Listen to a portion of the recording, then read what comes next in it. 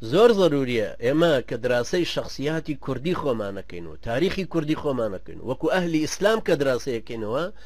ئەو فاصڵەی عەلەمانیەت بۆی دروست کردوین و ئەوێ ئێمە بباتەوە بەرەو میدیا و کەی خوسرەوە کە هیچی لێ نازانین خۆشمان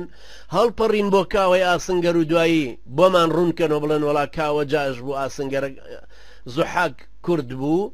بمان هێنەوە ژێر سفر لە کاتێکا لەم لاوە ئێمە بە درخانی خۆمان و شێخ عوبەیدوڵڵای نەهری و عەبدولسەلامی بارزانی و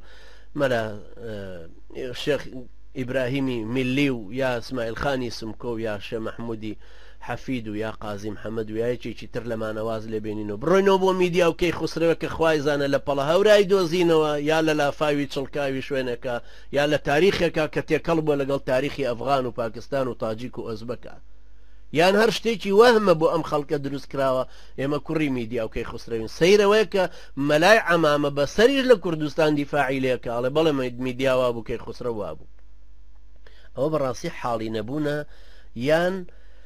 قبولبوونی چاواشەکاریەکە کە بگەڕێنەوە بۆ ئێمە ئەم سەیری ئەوەکەینەوە کە ئەو نانە ئەمڕۆ لەخواانە ئێستا ئێمە ئیمتیدادی ئەو تاریخین کە ئێستا باسیەکەینەوە ئەمە 150 ساڵە ئیمتیدادێکی بەردەوامە لە سیاقی یەکتراین